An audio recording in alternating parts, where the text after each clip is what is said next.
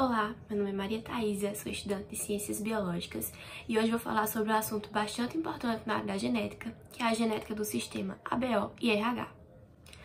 Para começar a falar sobre esse assunto, eu queria que você tentasse se imaginar vivendo em uma época onde era muito comum as pessoas morrerem após fazerem transfusões sanguíneas. Infelizmente, isso era uma realidade muito comum de acontecer, porque as pessoas não tinham noção sobre essas questões de que haviam sangues que eram compatíveis, do mesmo tipo, e sangues que não eram.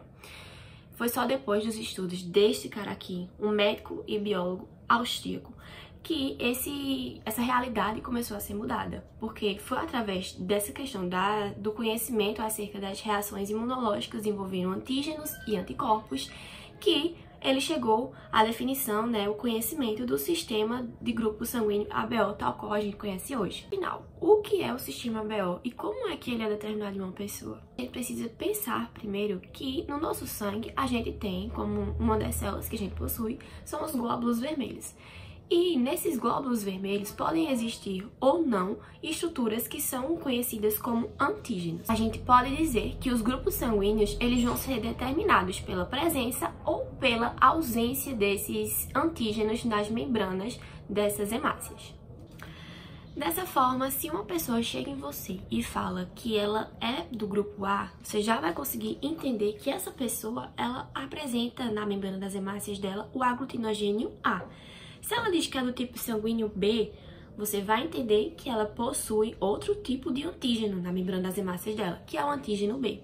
Agora, se ela chega e fala que pertence ao grupo sanguíneo AB, então quer dizer que ela vai possuir esses dois tipos de antígeno e vai apresentar aí um caso que a gente chama de caso de codominância, entre esses dois genes. As pessoas que apresentam o tipo sanguíneo O, elas não têm aglutinogênios na membrana das suas hemácias, fazendo com que ocorra essa diferenciação entre os tipos sanguíneos. No sistema ABO existe um caso de polialelia, porque a gente tem 3 alelos possíveis para formar o nosso tipo sanguíneo.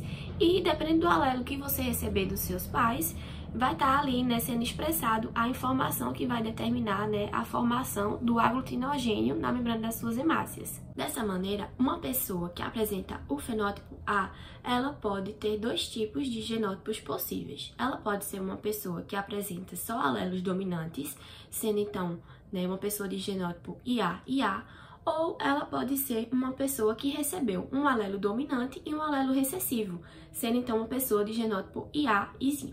A mesma coisa vai acontecer com pessoas do grupo de fenótipo B. Ela pode ter recebido 2 alelos dominantes, sendo IB e B, ou pode ter recebido um alelo dominante, IB, e um alelo recessivo, Izinho, sendo o dominante o expressado. Já nas pessoas que são de fenótipo AB, ambos vão ser dominantes, então ela vai possuir um genótipo IA e B e ambos os genes vão ser expressados. Já nas pessoas que apresentam o grupo sanguíneo O, elas vão receber genes recessivos. Então a gente diz que pessoas que possuem esse fenótipo O, elas apresentam um genótipo Izinho. Para que ocorra essa formação dos antígenos A, do antígeno B, primeiro a gente vai precisar de um outro elemento, que é chamado de antígeno H.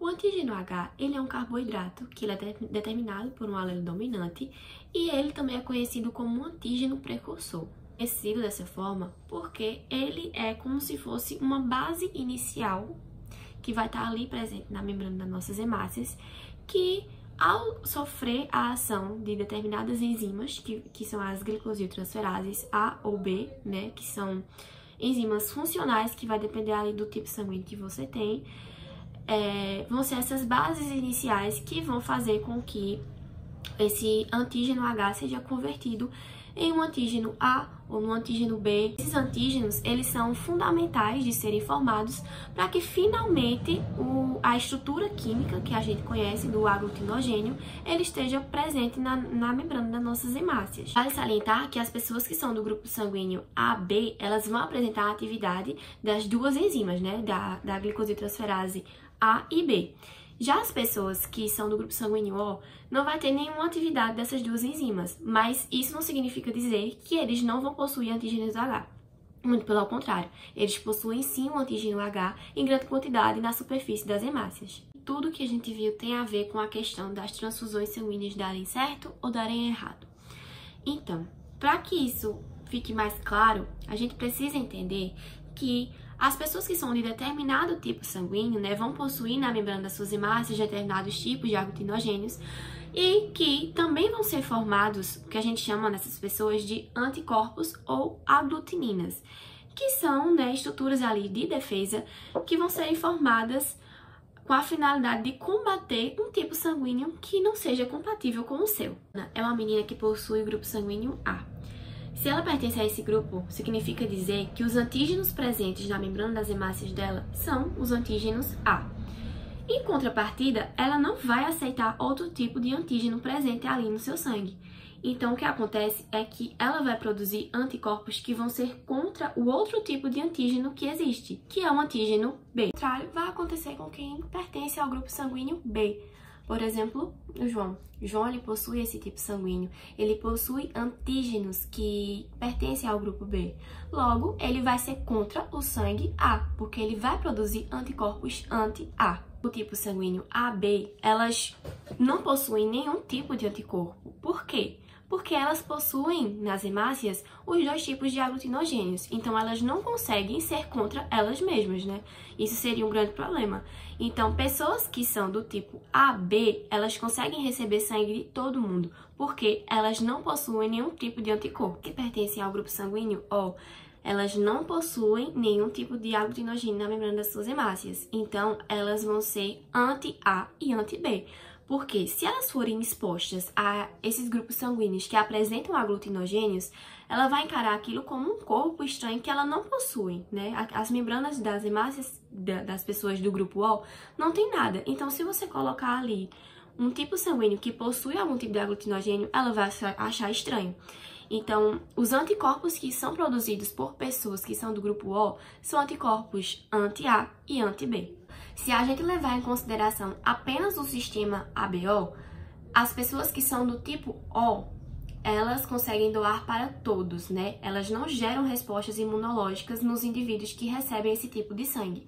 Já as pessoas que são do tipo AB, elas conseguem receber sangue de qualquer pessoa, porque elas não possuem anticorpos, também chamados de aglutininas, que fazem com que elas produzam alguma resposta imunológica contra o sangue que ela está recebendo. O Cal, ele continuou observando que pessoas continuavam morrendo após fazer essas transfusões, apesar de todas essas descobertas envolvendo as respostas imunológicas, que envolvem antígenos e anticorpos, e então ele se atentou que um outro fator poderia também influenciar nessas transfusões. É aí que começa-se a estudar a questão do sistema RH. É um sistema definido por vários genes, então a gente diz que é um sistema poligênico.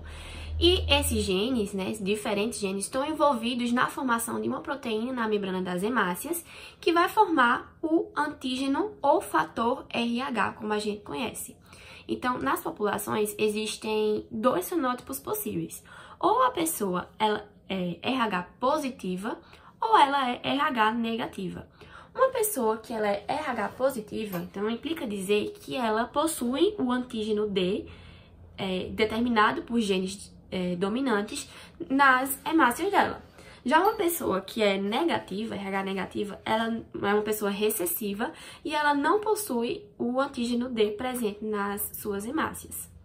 A gente fala também que o fator RH é um antígeno porque ele produz uma resposta imunológica nas pessoas. Por exemplo, anticorpos, eles também vão serem produzidos, assim como a gente viu no sistema ABO. A diferença é que os anticorpos que são produzidos, eles primeiro são, para que eles sejam produzidos, eles são induzidos. Ou seja, uma pessoa ela precisa estar sensibilizada àquilo. Assim, uma pessoa que é RH positivo, ela não vai produzir anticorpos contra ela mesma.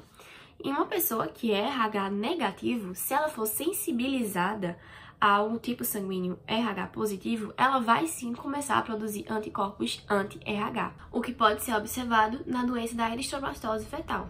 Espero que vocês tenham entendido e qualquer coisa, estou à disposição.